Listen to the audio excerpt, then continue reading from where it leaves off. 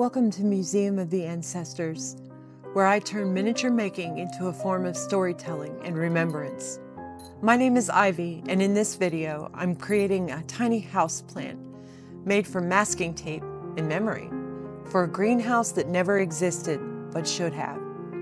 It's part of a scene honoring my grandmother Mildred, a woman who raised 3 sons, loved fiercely, and gardened like her life depended on it. This isn't just a build, it's a story, and I'm so glad you're here for it.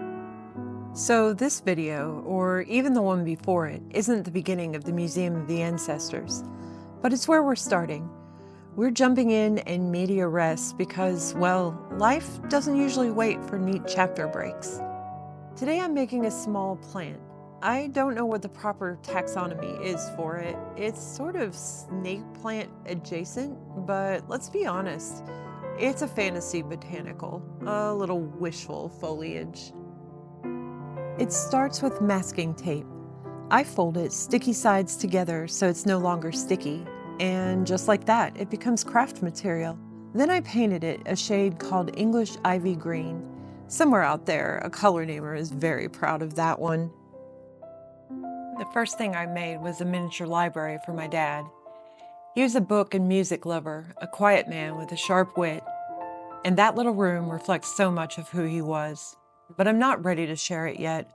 I might even remake it now that I've learned more.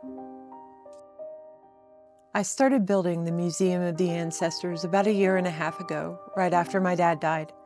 He'd been sick for a long time, IgA nephropathy, and those last few months were brutal. Dialysis, constant fatigue. His quality of life was almost gone. We knew it was coming, but that didn't soften the blow. Losing him crushed me. He was my North Star. Kind, gentle, constant. Losing him felt like losing gravity. I loved him more than I know how to put into words. I drew out one leaf and then cut it out, and that's my template. Then I stacked my painted tape and cut that same shape with scissors over and over. The leaf shape is simple, just a soft point with a little curve. I'm not going for botanical accuracy here. This is memory, not science. Dad loved YouTube. In the weeks before he passed, I found myself watching more and more videos, makers of all kinds, but especially miniature making videos, which became my comfort food. There's something healing about watching quiet hands create small, careful worlds. And then my therapist suggested I try making something to honor Dad, and that's where this project began. You know, I come from a long line of animal lovers. My grandma, she loved cats. There's one in particular, an all-black cat named Jinx, though my dad always called him Jinxie. Jinxie had a habit of biting ankles whenever his food bowl was empty. Not aggressively, just a sharp little reminder that he was in fact dying of hunger. One day Jinxie chose the wrong ankle. He bit my grandma. She promptly booted him across the house. My dad, about 9 or 10 at the time, was sitting on the floor watching TV when Jinxie went sailing past his head. And that, my dad would say, was the day that I realized my mom could have been a champion place kicker. Except for, you know, misogyny. That was Dad's humor, though. Quiet, unexpected, and perfectly timed. And that was his life. Steady, deliberate, full of integrity. Like his mother, only with a slightly less developed kick. Dad was always a very scientific kid. Curious, methodical. The kind of child who probably would have invented cold fusion if he hadn't been too busy testing gravity on household pets. One day he got to wondering, do cats really always land on their feet? So he picked up Jinxie, and because this was science, he tossed him gently down the basement stairs. Jinxie did, in fact, land on his feet. He also rotated in midair and clawed his way back up Dad's arms like a furry escalator of vengeance. The experiment was considered a success, once the bleeding stopped. Before we lost him, I spent a lot of time just sitting with my dad. Sometimes we'd talk, sometimes we wouldn't. One time I asked him that when he was a kid, what did he want to be when he grew up? He said, well, taller. Which is funny because Dad was 6'3", so I could see that his wish came true. But then Dad said, maybe a jazz musician, but accounting got to me first. And the thing is, that could have been true. He loved music, especially jazz, but he actually majored in natural resources in college. He wanted to be a forest ranger, to work outside, to be in the trees.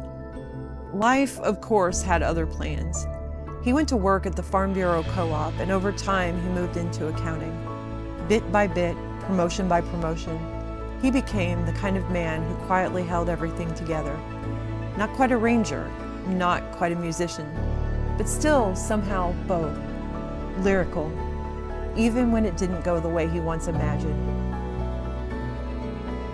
Next, I edge each leaf with a green alcohol marker. It gives a little dimension and helps hide the raw tape edge. Honestly, I think it makes it feel a little bit more alive. So for this video series, I'm starting with my dad's mother, my grandmother, Mildred. This little plant is going in her greenhouse, a greenhouse that never existed for a woman who should have had one.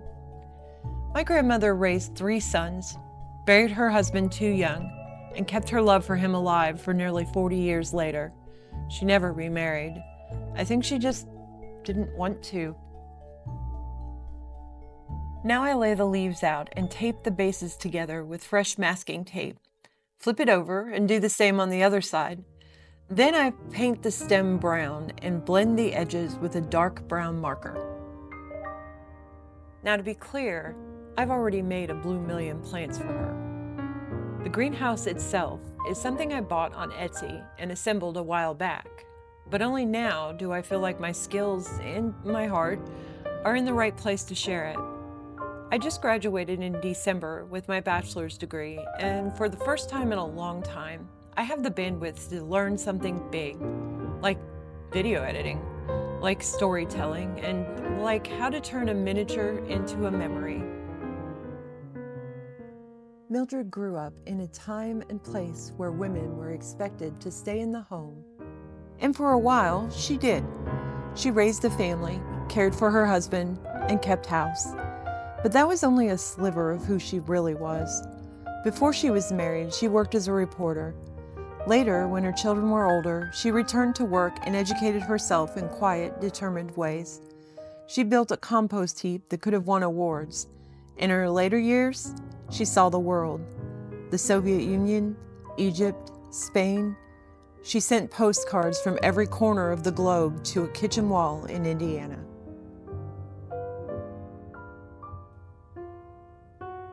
I like to imagine what it would have looked like, her greenhouse, if she'd ever had one. It would not have been pristine. No Pinterest-ready rows of succulents in labeled jars. No.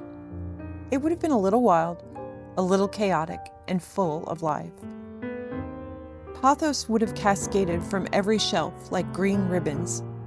Vines would wind their way around any trellis, or a forgotten rake handle, reaching for the sun. Mismatched pots would cradle herbs by the dozen, and outside, the compost, rich and warm, would steam gently in the morning air, quietly proud of the life it helped grow. She would have a radio playing softly in the corner, tuned to Paul Harvey's The Rest of the Story, or maybe NPR back when it still had that crunchy academic edge. She would have had a stack of Good Housekeeping, Woman's Day, and Family Circle on her workbench next to the gardening and seed catalogs. She passed those magazines down to me, and I read them like they were sacred texts. Even as a kid, I loved them. I still would if they existed now in the same way they did back then. To give the plant a little shape and a solid base, I wrap the stem around a brush handle and glue it. It dries in a nice curve that way, almost like it grew there on purpose. Once it's dry, I pull off the brush and coat the base with Vallejo Diorama FX earth texture. It adds some weight and realism. Makes it feel grounded, literally. Her greenhouse would not have been just a place to grow things. It would have been a little refuge, a place where things made sense, where she could listen and learn and just be. And now I finally feel ready to be part of the maker community that gave so much to me during those quiet, heavy days. So, yes, this isn't a tutorial channel, and it's not quite a documentary. It's a museum, a slow-building, small-scale archive of love and legacy. And that's why we're starting here, in media res, in the greenhouse. Every time I cut a piece or paint a detail, I think about how memory works, how it shrinks and reshapes things over time. We don't remember full conversations. We remember the laugh that followed, or the way somebody looked at you across the table. And in the same way, these tiny objects don't recreate the past. They distill it. They turn something sprawling and hard into something you can hold in your hand. My grandmother developed dementia in her mid to late 80s, and it only made this idea more urgent. The woman who once ruled a garden with iron resolve could suddenly forget where she was, or even who she was. One time she asked me if I had ever met Ivy. You know, me. So I told her, yeah, I'd met Ivy. She got real serious and told me that Ivy had ruined her entire life by having a bunch of kids. Which, bold claim considering she had 3 kids herself. Generational projection is a heck of a thing. I told her I'd heard Ivy was doing pretty well these days. She nodded and said, "That's good," and that was the end of it. It was strange watching her drift like that. But then I'd walk into her assisted living center and hear music. She would be at the piano playing hymns from memory, classical music, ragtime, jazz standards, not a single sheet of music in sight. She couldn't tell you what year it was or who the president was, but she could play Tea for Two like it was yesterday. That's memory too. That's the kind of thing I'm chasing with this work. Not perfect recollection, but emotional fidelity. A tune, a smell, a shape cut from masking tape. Anything that helps me hold on. I printed this little pot on my 3D printer and painted it a glossy black. It's simple, a little shiny, and feels just right. Mildred liked neat things, but she thrived in chaos too, especially in the dirt. Then I add PVA and wood glue around the edges, and then I cover it with coffee grounds. Nothing fancy, just good earthy realism. Plus, it smells amazing while you work. If there's someone you've loved and lost, maybe this is your sign to build something for them. A scrapbook, a garden, a miniature greenhouse, a little room made of memory. And if you've already made something like that, or you're planning to, I would love to hear about it in the comments. Tell me who you're remembering. Tell me what you're building.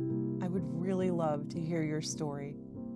This channel is still very small, but every comment, every like, every new subscriber, it genuinely helps more than you know. If this video meant something to you, I hope you'll consider hitting the like button or subscribing so we can keep growing this strange little museum together.